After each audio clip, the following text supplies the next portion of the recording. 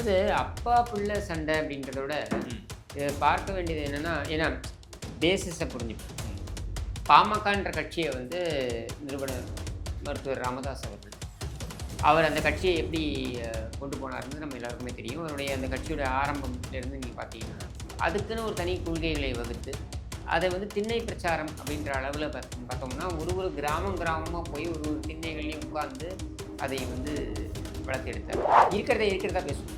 இல்லாத ஒன்றத்தை பொலிட்டிக்கலி கரெக்டாக பேசுறதுக்கு I don't want to use this opportunity.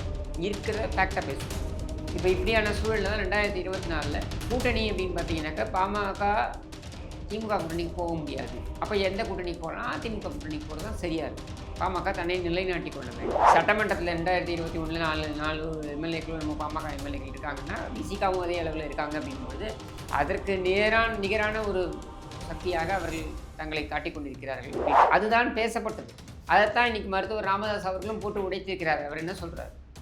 நாங்கள் பேசி தீர்மானித்து விட்டோம், அதிமுகவோடு தான் செல்வது என்று தீர்மானித்து விட்டோம். எடப்பாடி பழனிசாமியிடம் நான் பேசினேன், அவர் சரின்னு சொன்னார். திமுகவை வீழ்த்தணும்னா, இது அண்ணாமலையோடைய மைண்டில் இருக்கக்கூடியது என்னன்னா, திமுகவை வீழ்த்தணும்னா நாம் 2வது இடத்துக்கு வரணும். அப்போ அந்த 2வது இடத்துக்கு வரணும்னா அதிமுகவை இல்லாமல் பண்ணணும். அதிமுகன்ற கட்சியே இருக்கக்கூடாது அப்படின்றது தான் இவங்களுடைய எண்ண ஓட்டம். மருத்துவர் ராமதாஸும் அன்புமணி ராமதாஸும் வேறு கிடையாது. நீரடித்து நீர் விலக போகிறது சரியா? இவங்களுக்குள்ளே என்னைக்காக இருந்தாலும் ஒரு தீர்வு வந்துடும். தீர்வு வரும்பொழுது ஃப்யூச்சர் யார், எதிர்காலம் யார்? இந்த திமுகங்கிற இதை நீங்கள் கொண்டு வராதீங்க. அன்புமணி சொன்னார் இல்லையா, திமுக தான் குழப்பத்தை ஏற்படுத்துகிறதுன்ட்டு. அதெல்லாம் பச்சை பொய்ன்னு அவர் சொல்கிறார் இல்லையா. ஏன் அவர் சொல்கிறாருன்னா, இந்த திமுகன்ற கார்டை நீங்கள் விளையாடி நாங்கள் திமுக எதிர்ப்பு அப்படின்றது சொல்லி இயற்கை கூட்டணி அமையணும். திமுக எதிரான நிலையில் இருக்கக்கூடியவர்கள் ஒன்றிணையணும். இதான் நம்ம சொல்லக்கூடியது சரியா? அப்படி ஒன்றிணையக்கூடியவர்கள் எங்களுடன் பேசிதான் அது முடிவெடுக்க முடியும். ஏன்னா அதிமுகவை விடுத்து திமுகவை வீழ்த்த முடியாது. ஸ்பெக்ட்ரம் தமிழ் நேயர்களுக்கு வணக்கம். நான் உங்கள் பரத் பேசிட்டு இருக்கேன்.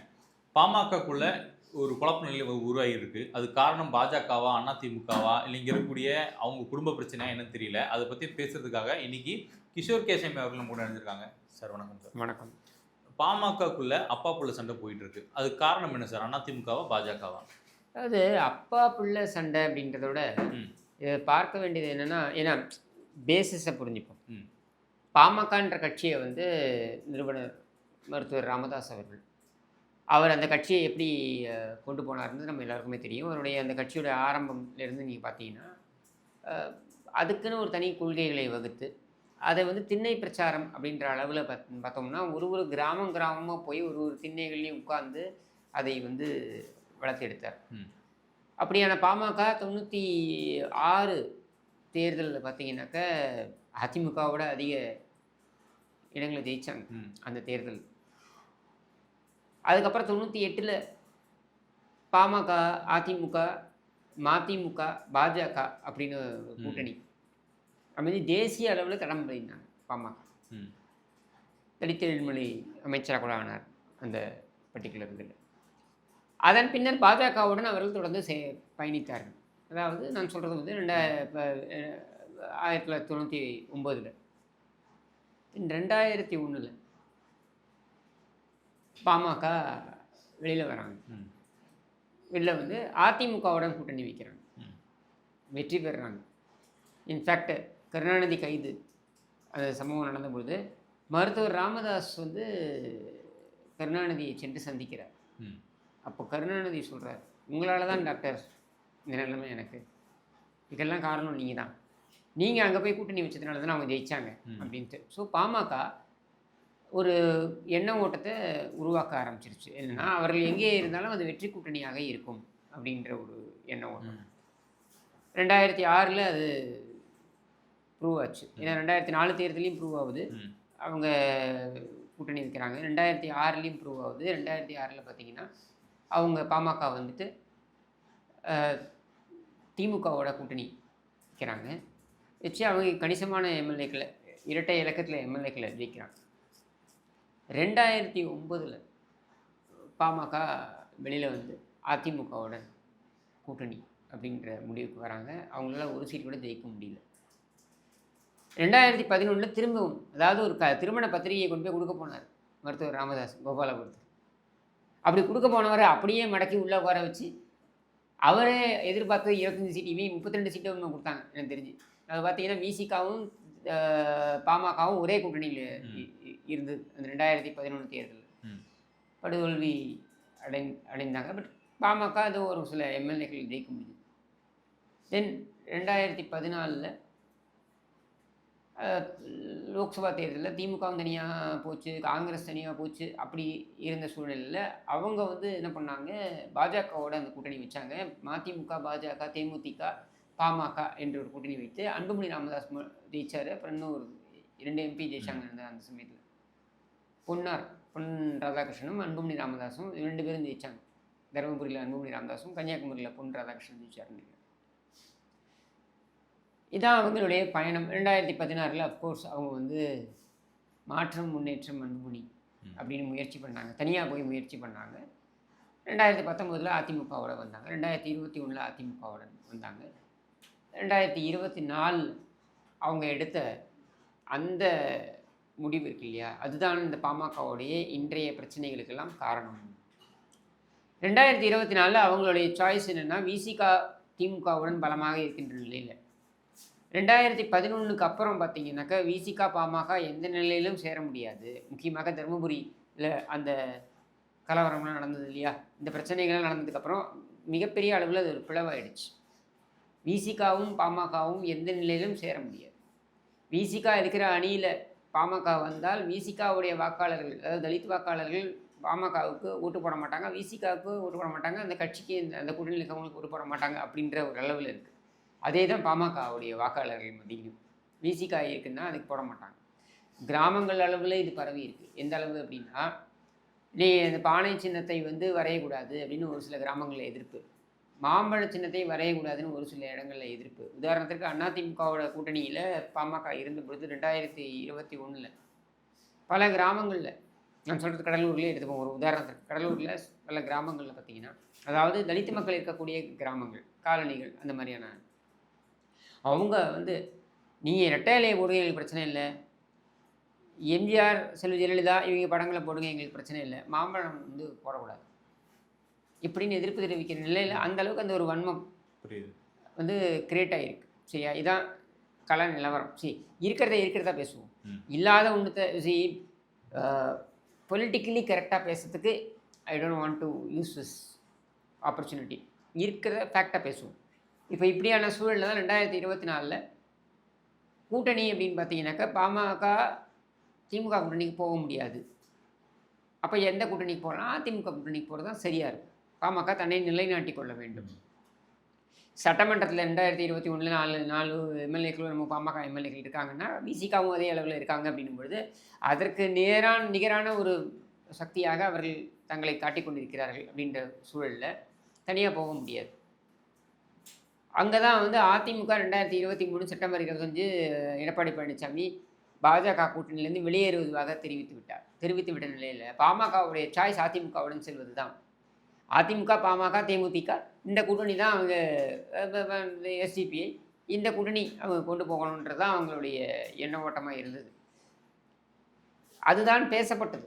அதைத்தான் இன்றைக்கி மருத்துவர் ராமதாஸ் அவர்களும் போட்டு உடைத்திருக்கிறார். அவர் என்ன சொல்கிறார்? நாங்கள் பேசி தீர்மானித்து விட்டோம், அதிமுகவோடு தான் செல்வது என்று தீர்மானித்து விட்டோம். எடப்பாடி பழனிசாமியிடம் நான் பேசினேன், அவர் சரின்னு சொன்னார். அப்புறம் சிவி சண்முகம் வந்து அவரை வந்து வச்சு பேசினாங்க. பேசி எல்லாம் ஃபைனலைஸ் ஆகிடுச்சு. ஃபைனலைஸ் ஆனதுக்கப்புறம் அந்த மாற்றம் வந்திருக்கு. மாற்றத்துக்கு காரணம் அப்போ கிளியர்லி பாஜகவுடைய கேம். அதாவது பாஜக ஒருத்தருக்கும் அப்பொழுது இருந்த மாநில தலைவர் திரு அண்ணாமலை அவர்கள், அவர் வந்து மேலிடத்தை கன்வின்ஸ் பண்ணி நாம் அந்த 25% வாங்கிடலாம், அதாவது 2வது பெரிய சக்தியாக நாம் உருவெடுத்துடலாம் தமிழகத்தில் அப்படின்ற அந்த ஒரு நம்பிக்கையை அவர் கொடுக்குறார். அதற்கு சில கணக்குகள்லாம் அவர் கொடுக்குறார். இந்த கணக்குகளின்படி நாம் 2வது பெரிய சக்தியாக வந்துடலாம். ஏன்னா பன்னீர்செல்வம் பாஜக கூட இருக்காப்புல, டிடிவி தினகரனும் பாஜக பக்கம் வந்துட்டாப்புல. அப்படின்ற நிலையில் நம்ம சவுத்தில் நம்ம ரொம்ப ஸ்ட்ராங் ஆகிடுறோம். அப்போ நார்த்தில் நம்ம பாமக வச்சுட்டோம்னாக்க நாம் அழகாக அதிமுக என்கிற கட்சியை இல்லாத பண்ணிடலாம். ஓ, அதிமுக வீழ்த்துறதுக்காக அண்ணாமலை போட்ட அது பண்ண திட்டம் திட்டம் அது. அது. அதில் அன்புமணி ராமதாஸையும் ஒன்று எடுத்துக்கிறார். ம். என்னன்னா இவங்களை பொறுத்தவரைக்கும் திமுகவை வீழ்த்தணும்னா, இது அண்ணாமலையோடைய மைண்டில் இருக்கக்கூடியது என்னன்னா, திமுகவை வீழ்த்தணும்னா நாம 2வது இடத்துக்கு வரணும். அப்போ அந்த 2வது இடத்துக்கு வரணும்னா அதிமுகவை இல்லாமல் பண்ணணும். அதிமுகன்ற கட்சியே இருக்கக்கூடாது. அப்படின்றது தான் இவங்களுடைய எண்ண ஓட்டம். ஏன்னா பன்னீர்செல்வம் உள்ளே வருவதற்கு வாய்ப்பே கிடையாது. பன்னீர்செல்வத்தை இழுத்து வைத்திருப்பது யாருன்னா அண்ணாமலை. அதனால தான் பன்னீர்செல்வம் பார்த்தீங்கன்னா அண்ணாமலை அண்ணன்லாம் சொல்கிறார். புரிஞ்சுதா உங்களுக்கு? டிடிவி தினகரனுக்கும் அந்த மாதிரி ஹோப்பெல்லாம் கொடுத்துருக்காங்க. இவங்க எதிர்பார்த்தது அதிமுக 15% வந்துவிடும். வந்துட்டா நாம் 20-21% வந்துட்டோம்னா நம்ம மேலே ஏறி வரோம். அப்போ நாம் 2வது பெரிய சக்தி ஆகிடும். திமுக நாம் சண்டை போட்டுக்கலாம் இப்படின்றது இவங்க திட்டம். இவங்க கொடுத்த ஹோப்பும் தான். ஆனால் அது நடக்கலை. அதை புரிந்து கொண்டு தான் என்டிஏ கூட்டணியில் 2024 தேர்தலில் அதிமுக இருந்தால் வரக்கூடிய வாக்குகள் தனக்கு வரக்கூடிய வாக்குகள் என்று கணக்கு காண்பிப்பார்கள் இவர்கள் எல்லோரும் அப்படின்ட்டு தெரிந்து வச்சு தான் எடப்பாடி பழனிசாமி என்டிஏ கூட்டணியிலேருந்து வெளியேறார். ஏன்னா அது எனக்கு வந்த வாக்குன்னு இவங்க சொல்லுவாங்க. கண்டிப்பாக. அப்போ டெல்லிக்கு உணர்த்தணும். என்ன உணர்த்தணும்?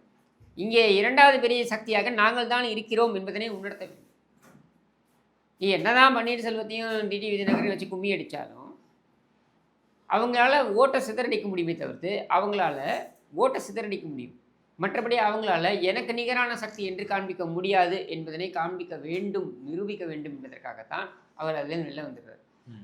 இப்போ அந்த தேர்தலை சந்திக்கிறார். தேர்தலில் பணம் செலவு பண்ணல, விவிஐபி கேண்டிடேட் கிடையாது, எடப்பாடி பழனிசாமி தேசிய அளவில் முகமும் கிடையாது.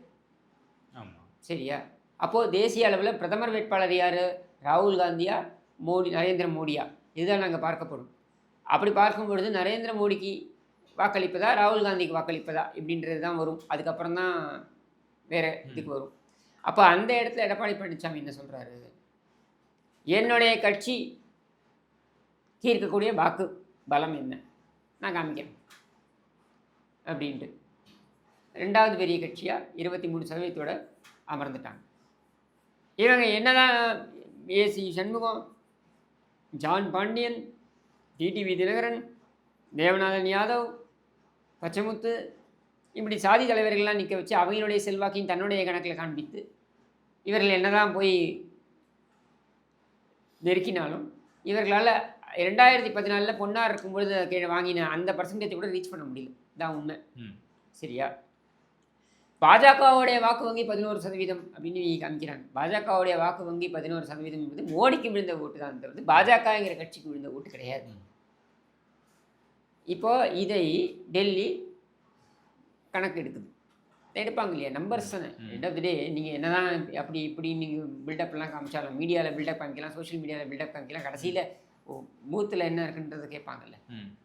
நீ என்ன பில்டப் காமிச்சாலும் அரவக்குறிச்சியில் 7% தானே வாங்கியிருக்கேன். உன்னோட சொந்த தொகுதி யார்? மாநில தலைவருடைய சொந்த தொகுதியில் அரவக்குறிச்சியில் 7% தான் வாங்கியிருக்கு தேசிய ஜனநாயக கூட்டணி.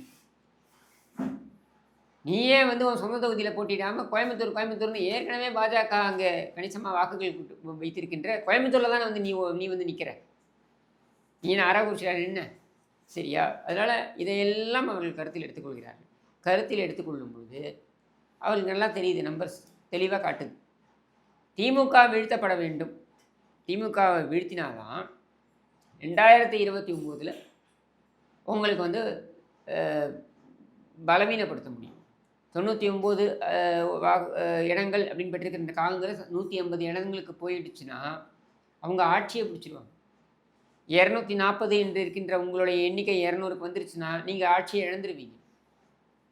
சரியா? இதுதான் உண்மை. அப்போ இதை புரிந்து கொண்ட பாஜக ஒவ்வொரு மாநிலமும் இம்பார்ட்டன்ட் நினைக்கிறாங்க. அப்போ இந்த ஒவ்வொரு மாநிலத்திலையும் என்ன இருக்குது அரசியல் அப்படின்னு பார்க்கும்பொழுது திமுக தான் காங்கிரஸுக்கு ஆக்சிஜன் கொடுத்து கொண்டிருக்கிறது அப்படின்றதை உணர்கிறார்கள். இப்போ திமுகவை அங்கிருந்து உடைத்து தங்கள் பக்கம் கொண்டு வர முடியுமானா முடியாது. திமுக நம்பி இருக்கிறதே சிறுபான்மை வாக்குகளை. அதனால் அதை உடச்சிட்டு அவங்க இங்கே வரமாட்டாங்க. அப்போது ஆனால் திமுகவுடைய 22 எம்பிக்கள் இருக்காங்க பாராளுமன்றத்தில். இவங்க வந்து என்னைக்காக இருந்தாலும் தேவை பாஜக அப்படின்னும் பொழுது அவர்கள் போடுகின்ற கணக்கு திமுகவை பலவீனப்படுத்தணும். பலவீனமான திமுக நாடாளுமன்ற தேர்தலை எதிர்கொள்ளும் பொழுது பலம் பொருந்திய அதிமுகவுடன் அது மோதும் பொழுது 2019 மாதிரி வராது அப்படின்றத அவங்க முழுமையாக நம்புகிறாங்க. சரியா? ஸோ 2026 சட்டமன்ற தேர்தலில் திமுக பலத்தை இழந்து விட்டால், பலவீனமாகிவிட்டால் பாராளுமன்றத்தில் அவர்கள் பம்முவார்கள். ஒன்று, ஏன்னா இப்போவே ஸ்டாலின் போய் 2 கையும் பிடிச்சிக்கிறாரு மோடியை. அந்த சீட்டு ஓரத்தில் போய் உட்காந்துக்கிறாரு, கீழே விழுந்துருவார். 1 இன்ச்சு போச்சுன்னா கீழே விழுந்துருவார். அந்த மாதிரி உட்காந்துக்கிறாரு. சரியா? அப்படின்பொழுது அவரில் இல்லைன்னா என்ன அவங்க யோசிச்சு பாருங்க. ஏன்னா இங்கே அதிமுக பவரில் இருக்கும், அங்கே பாஜக அப்படின்னும் பொழுது இவங்க கண்டிப்பாக பாஜகவுடன் ஒரு மோதல் போக்கை இவர்கள் கடைபிடிக்க மாட்டார்கள். அப்போ அது கடைபிடிக்காத நிலையில் 2029 வரைக்கும் திமுகவே அடக்கி வைக்க முடியும். ஒன்று. ரெண்டாவது, ராஜ்யசபாவில் இருக்கக்கூடிய மாநிலங்களவையில் இருக்கக்கூடிய அதிமுகவுடைய எம்பிக்கள் அந்த நம்பரும் குரூஷியல். இவங்களுக்கு பில்ஸ் பாஸ் பண்ணுறதுக்கு ரொம்ப crucial. Every MP is important. இப்படி தான் பாஜக பார்க்கும். ஸோ இதையெல்லாம் வைத்து பார்க்கும் பொழுது நாம் தமிழகத்தில் வந்து இந்த எக்ஸ்பெரிமெண்ட் பண்ணுறோம், அந்த எக்ஸ்பெரிமெண்ட் பண்ணுறோன்னு பண்ணுறதுக்கு அவங்க தயாராக இல்லை. அவர்களை பொறுத்த வரைக்கும் 2026 தேர்தலில் ஒரு கால் அதிமுக கூட்டணியில் இல்லாமல் போய்விட்டால், பாஜக இல்லாமல் போய்விட்டால் அவர்கள் திரும்பவும் அந்த 4% போய் நிற்பாங்க. 3%, 4% போய் நிற்பாங்க. அதுதான் உண்மை. சரியா? இதனால் அவர்கள் அதிமுகவுடன் கூட்டணி அப்படின்றத அறிவிச்சிடுறாங்க. ஆனால் 2024 பாமக கூட்டணி உடையுது பாருங்கள். அதாவது அதிமுகவோட போகாமல் பாஜகவோட போகிறாங்க பாருங்கள். அப்போது அதை தடுத்து நிறுத்த வேண்டாம் என்று எடப்பாடி சொல்லியிருக்கிறார். ஏன்னு சொல்கிறாருன்னா, நம்ம ஏன் பாஜகவை பகச்சிக்கணும்? ஏன் அஜெண்டா என்னுடைய ஓட்டை நான் ப்ரூவ் பண்ணணும், நான் அதை ப்ரூவ் பண்ணி காமிக்கிறேன். இப்போ இதில் 2 பெனிஃபிட் இருக்குது. என்னென்னா, ஒரு பக்கம் பாஜகவுக்கு ப்ரூவ் பண்ணி காமிச்சிட்டாரு, 23% எங்கிட்ட தான் இருக்குது, நான் தான் 2வது பெரிய சக்தி அப்படின்றத ப்ரூவ் பண்ணி காமிச்சிட்டார். 2வது என்ன பண்ணிட்டாருன்னா, வட தமிழகத்தில் வன்னியர் வாக்குகள் அதிகமாக கணிசமாக உடைந்து அதிமுக பக்கம் சென்று விட்டது. பாமகவுடைய ஓட்டு வங்கி குறைந்து விட்டது. பாமக போட்டியிட்ட அத்தனை தொகுதியிலும் டெபாசிட் இழந்ததுன்னு நினைக்கிறேன். பாரிங் இதில் தவிர்த்து ஒன்று தான் தவிர்த்து மிச்ச எல்லாத்தையும் டெபாசிட் இழந்தார்கள். அப்போது அதை நிரூபிச்சிட்டாங்க. பாமகவுக்கும் ஒரு மெசேஜ் அனுப்பிட்டாங்க, இந்த பாருங்கள் உங்கள் ஓட்டு எங்களுக்கு வந்துருச்சு. இப்போ பாஜகவுக்கும் மெசேஜ் அனுப்பிச்சிட்டாங்க, இது பாருங்கள் நான் தான் 2வது பெரிய சக்தி, நான் இல்லாமல் நீ திமுகவை நீ அகற்றவே முடியாது. இதை உணர்த்திக்கிட்ட நிலையில் தான் இப்போ இவர் டாக்டர் ராமதாஸ் போரும், நீ எடுத்த முடிவெல்லாம் போரும், நம்ம வந்து 2016 எக்ஸ்பிளைன் பண்ணோம் மாற்றம் முன்னேற்றம் அன்புமணின்னு, அது ஒர்க் அவுட் ஆகலை. 2019 நம்ம அதிமுகவோட சேர்ந்தோம், நமக்கு ஏதோ சீட்டு ஒர்க் அவுட் ஆச்சு. 2021 நம்ம சட்டமன்றத்தில் நுழைய முடியுது. 2024 திருப்பி பூஜ்ஜியத்தில் வந்து நிற்கிறோம். நம்ம we should not get into this. அப்போ நம்ம வெளியில் வரணும். சாமர்த்தியமாக விசிகாக்கா நகர்த்தி திமுகவோடையே இருந்து கொண்டு அவர்கள் 2 எம்பிக்கள் அளவுக்கு அவங்க வந்துட்டாங்க. அடுத்து 4 எம்பிக்கள் அளவுக்கு அவங்க போவாங்க. என்ன நாம் வந்து 0ல் இருக்கோம் அப்படின்றத அவருக்கு உறுத்தி கொண்டே இருக்கிறது. அதனால தான் அவர் என்ன சொல்கிறாரு, நீ என்டிஏன்னு பேசாத, தேர்தல் வரும்பொழுது கூட்டணிக்கான முடிவு எடுக்கப்படும் அப்படின்னு. அதற்கு அன்புமணி உடன்படுவதாக தெரியல. அன்புமணி எடுக்கிற முடிவு என்னென்னா, அன்புமணி, டிடிவி தினகரன், பன்னீர்செல்வம் இவையெல்லாம் சேர்ந்து பாஜகவுடன் சேர்ந்து நாங்கள் வந்து கூட்டணி ஆட்சி அப்படின்னு பேசுவோம்லாம். இது ஒர்க் அவுட் ஆகாதுன்றது ராமதாஸ் அவர்களுக்கு தெரியுது. ஆனால் களத்தில் வந்து மக்கள் வந்து அன்புமணியை தானே ஆதரிக்கிறாங்க. மக்கள் ஆதரிக்கல, கட்சியை ஆதரிக்கிறதா சொல்கிறாங்க. அதாவது கட்சியில் இருக்கக்கூடிய பொதுக்குழு செயற்குழு அப்படின்னு இருக்கு இல்லையா, இதில் பொதுக்குழு உறுப்பினர்கள் அதிகமாக அன்புமணியை நோக்கி தான் இருக்காங்க அப்படின்னு காண்பிக்கப்படுகிறது. அது ஏன் அப்படின்னா மருத்துவர் ராமதாஸும் அன்புமணி ராமதாஸும் வேற கிடையாது. நீர் அடித்து நீர் விலக போகிறதில்ல. சரியா? இவைகளுக்குள்ளே என்னைக்காக இருந்தாலும் ஒரு தீர்வு வந்துடும். தீர்வு வரும்பொழுது ஃப்யூச்சர் யார், எதிர்காலம் யார்? அன்புமணி ராமதாஸ் தான் அந்த கட்சியை பொறுத்த வரைக்கும். அப்படின்னும் பொழுது நாம ஏன் அதை பகச்சிக்கணுன்றது தான் அவைகளுடைய எண்ண ஓட்டம். சரியா? வாக்காளர்களுக்கு அப்படி கிடையாது. கட்சிக்காரனுக்கு அந்த கம்பல்ஷன் இருக்கலாம், வாக்காளர்களுக்கு அந்த கம்பல்ஷன் கிடையாது. என்னை பொறுத்தவரைக்கும் 2026 தேர்தலில் நான் மருத்துவர் ராமதாஸ் அவர்கள் என்னை வந்து துரோகம் செய்து விட்டார்கள், என்னைன்னா அந்த கட்சிக்காக இவ்வளவு உழைத்தேன், இவ்வளவு உழைத்த எனக்கு இதுதான் இவங்க கொடுக்குற பதிலா, வளர்த்த கடாவே மார்பில் பாய்ந்து விட்டது, என்னுடைய மகனே எனக்கு இந்த மாதிரி செய்கிறாரு அப்படின்னு அவர் போய் சொல்லும் பொழுது, அந்த எமோஷனல் கண்டென்ட்டை வெளில கொண்டு போய் கொடுக்கும் பொழுது, அவங்க என்ன யோசிப்பாங்க? ம். 2வது ஸ்டேட்மெண்ட் என்ன சொல்றாரு? அதிமுக, பாமக இயற்கை கூட்டணி ம். அப்படின்றத அவர் வெளிப்படுத்துறாரு. அது மட்டும் இல்ல, நீங்க பாமக எம்எல்ஏ அருள் 2024ல அந்த கூட்டணி முடிவாருது, அடுத்த நாள் காலையில முடிவாருதுன்னா, முன்னாடி நாள் ஈவினிங் போயிட்டு எடப்பாடி பழனிசாமியை சந்திக்கிறார். அவர் கண்டிப்பா இவங்க எல்லாருமே என்ன நினைச்சாங்கன்னா, கூட்டணி முடிவாயிடுச்சுன்ட்டு. ஆனா அன்னைக்கே எங்களுக்கு தெரியும், கூட்டணி இல்ல. பாமக திடீரென்று சில நிர்பந்தங்களின் காரணமாக அவர்கள் பாஜகவின் பக்கம் போகிறார்கள் அப்படின்ட்டு. எடப்பாடி பழனிசாமி செல்லுங்கள் என்கிறார். ஆனால் எங்களுக்கு சட்டமன்றம் வருது இல்லையா, அந்த சமயத்தில் நீங்கள் உங்களுடைய காய்களை நகர்த்துங்கள் அப்படின்றது தான் அவர்களுக்குள்ள இருக்கக்கூடிய இப்ப உடன்படிக்கை. நடக்கிற எல்லாத்துக்கும் எடப்பாடி காரணம் எடப்பாடி பழனிசாமி தானா? இல்லை, அவர் காரணம்ன்றதை விட அவர் நீங்கள் பாஜகவோட போகிறத பற்றி எங்களுக்கு பிரச்சனை இல்லை 2024ல். ஆனால் 2026ல் பேச்சுவார்த்தை கூட்டணின்றது எங்களுடன் தான் நடத்த முடியும். நீங்கள் ஓகே என்டிஏன்னு சொல்லி நீங்கள் எங்களுடன் நடத்த முடியாது. ஆனா இப்போ பாஜக தலைவர்கள் எல்லாருமே வந்து என்டிஏ ஆட்சி என்டிஏ கூட்டணி தான் சொல்லிட்டு இருக்காங்க. அதை அதுதான் மறுக்கலையா அதிமுக நபர்கள்? மறுக்க வேண்டிய அவசியம் நமக்கு இல்லையே. நம்ம பொறுத்திருக்க என்டிஏல தான் நம்ம இருக்கோம், ம். சரியா? ஆனால் பாஜகவுடன் கூட்டணி அப்படின்றத நம்ம என்டிஏன்ற போர்டே எடுத்துட்டாங்களே. பாஜகவுடன் அந்த ப்ரெஸ் மீட் நடந்தது இல்லையா, அமித்ஷா அவர்களும் ஆமா. எடப்பாடி பழனிசாமியும் அமர்ந்த அந்த ப்ரெஸ் மீட் இருக்கு இல்லையா, என்டிஏன்றதை எடுத்துட்டாங்க. ஏன் எடுத்தாங்க? எடுத்துட்டு என்ன சார் அதிமுக கூட்டணி சார் போட்டாங்க, அப்படி போடலையே. பாஜக அதிமுக கூட்டணி, ம். சரியா? ம்.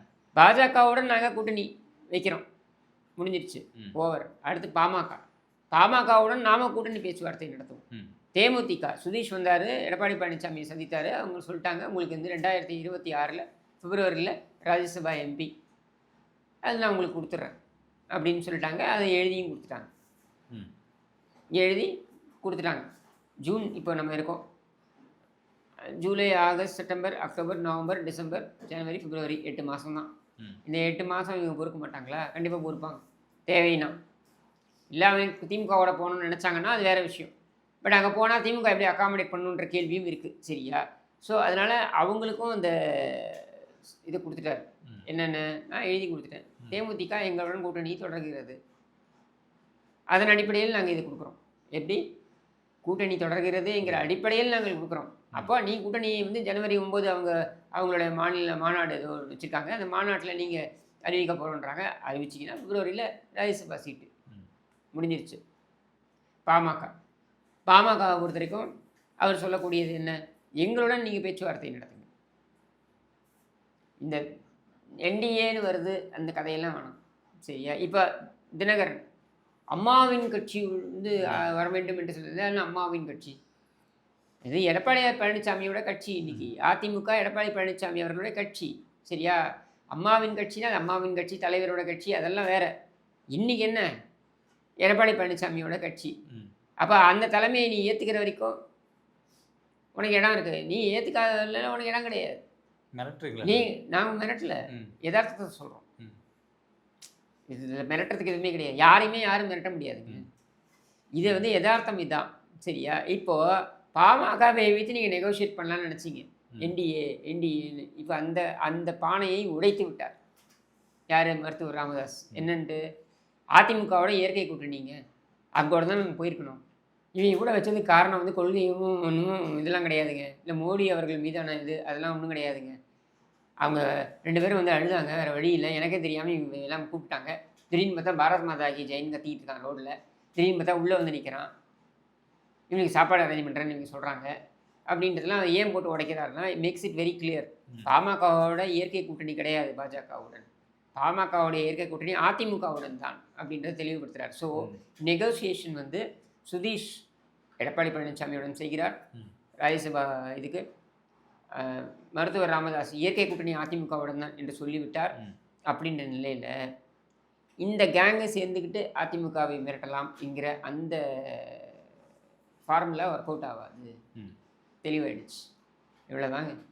இதுக்கு இப்போ அன்புமணி ராமதாஸுக்கும் இருக்கக்கூடிய பிரச்சனை என்னென்னா, 2026 நான் தான் அலையன்ஸை பற்றி ஃபைனலைஸ் பண்ணுவேன்.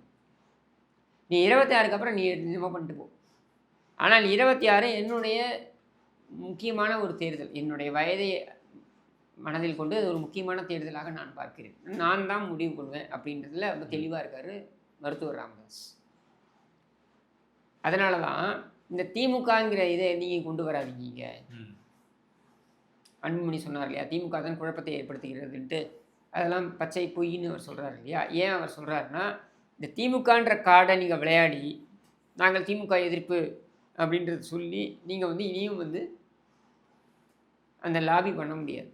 இந்த தினகரன், பன்னீர்செல்வம் இவங்க சேர்ந்துக்கிட்டு இவங்க ஒரு லாபி பண்ணலாம்னு நினைக்கிறாங்களே, அது ஒர்க் அவுட் ஆகாது அப்படின்றத தெளிவுபடுத்துகிறாங்க. அது மட்டும் இல்லாமல் அவங்களுக்குள்ளே இருக்கக்கூடிய சொத்துக்கள் இது சம்மந்தப்பட்ட ஏகப்பட்ட விஷயங்கள், குடும்ப பிரச்சனை, அது அவங்க குடும்ப பிரச்சனை, அதுக்குள்ளே நான் போக விரும்பலை. சரியா, இதெல்லாம் அவங்க சால்வ் பண்ணிப்பாங்க. அதெல்லாம் பஞ்சாயத்தாகவும் இருக்குது. ஆனால் அந்த பஞ்சாயத்தை விட பெரிய பஞ்சாயத்து இதுதான். 2026 யார் கூட்டணி பேசப் போகிறார்கள் அப்படின்ட்டு அன்புமணி ராமதாஸை பொறுத்தவரைக்கும் திமுகவை எதிர்ப்பதாக சொல்கிறார். அப்போ அவர் ஆட்டோமேட்டிக்காக எந்த கூட்டணிக்கு வரணும்? அதிமுக கூட்டணிக்கு தான் வரணும். இப்போ அதிமுக கூட்டணியில் நீ என்டிஏவாக பேச போறியா அதிமுகவாக பேச போறீங்களான்னா அதிமுகவுடன் பேசுவது அப்படின்றது தான் மருத்துவர் ராமதாஸ் விரும்புவார். அதிமுகவும் அதைத்தான் விரும்பும். சரி, அதை நோக்கித்தான் இது போகுது. இல்லை சார், இப்போ பாஜகவும் அதிமுகவும் கூட்டணியில் இருக்காங்க. எப்படி பேசினாலும் நீங்கள் எல்லாருமே ஒரே புள்ளியில் திமுக எதிர்ப்பு மனநிலையில் தான் இருக்கீங்க. அதுக்குள்ளே உங்களுக்கு என்ன ஈகோன்னு கேட்குறேன். எந்த ஈகோவும் கிடையாது. நான் திறந்த நிலையில் சொல்கிறேன், எந்த ஈகோவுமே கிடையாது. தமிழகத்தை பொறுத்த வரைக்கும் இந்த கூட்டணியை நாங்கள் தலைமை தாங்குகிறோம். சரியா, அப்போ எங்களிடம் நீங்கள் வந்து பேசுவது அப்படின்றது சரியா இருக்கும். அமித்ஷா அவர்கள் எடப்பாடி பழனிசாமியோட தான் பேசினார். சரியா, அவங்க 2 பேரும் பேசினாங்க. அவங்க 2 பேரும் கூட்டணியை சம்மந்தப்பட்ட முடிவு எடுக்கிறாங்க. அது மாதிரி தான் மற்ற கட்சிகளும் செய்யணுன்றதான் நம்ம சொல்லக்கூடியது. சரியா, எடப்பாடி பழனிசாமி அவர்களுடைய தலைமையை நாங்கள் ஏற்றுக்க மாட்டோம், ஆனால் என்டிஏ கூட்டணியில் நாங்கள் இருப்போம்னு சொல்கிறத நாங்கள் விரும்பவில்லை. சார், அப்படியே நீங்கள் உங்கள் எதிர்கூட்டணி பாருங்கள். தினந்தோறும் திருமாவளவனாக இருக்கட்டும், கம்யூனிஸ்ட் சார்ந்த நபர்களாக இருக்கட்டும், எல்லாருமே எங்கள் கூட்டணி வலுவாக இருக்குது, நாங்கள் வந்து திமுக கூட்டணியில் தான் இருக்கோம்னு ஸ்ட்ராங்காக சொல்கிறாங்க. காங்கிரஸ் உட்பட வலுவா இருக்குன்னு சொல்றாங்க. அவங்க வலுவா இருக்கும்போது வலுவா இருக்குன்னு இருக்கீங்களா? குழப்பமே கிடையாது. ஒரு பாதை தானே. குழப்பமே கிடையாது. அதுதான் நீங்கள் புரிஞ்சிக்க மாட்டேங்கிறீங்க. குழப்பமே கிடையாதுங்க. நாம் சொல்கிறது என்ன,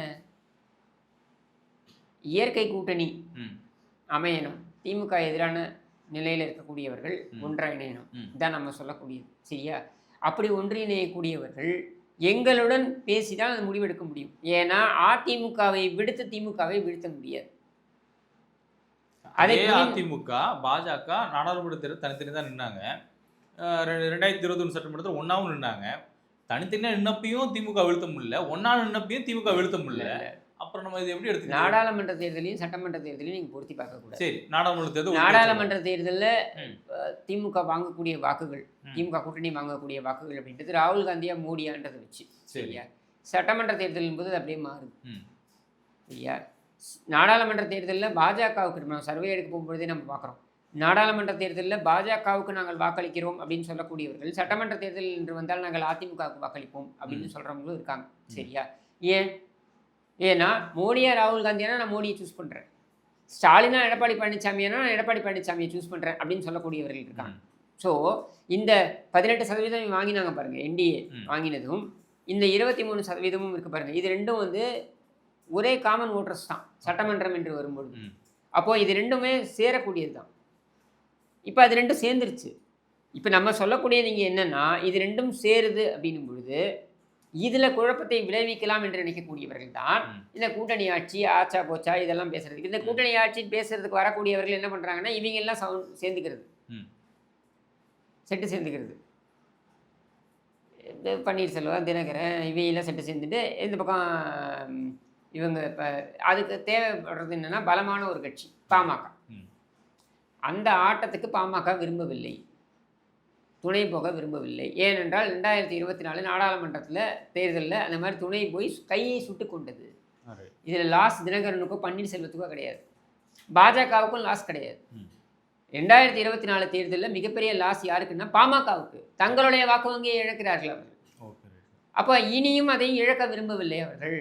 அப்போ அவங்க ரொம்ப ஸ்மார்ட்டாக என்ன மூவ் பண்ணுறாங்கன்னா, நாங்கள் அதிமுகவுடன் பேசி இப்படியான சூழலை அதிமுக ஏற்படுத்தி விட்டது.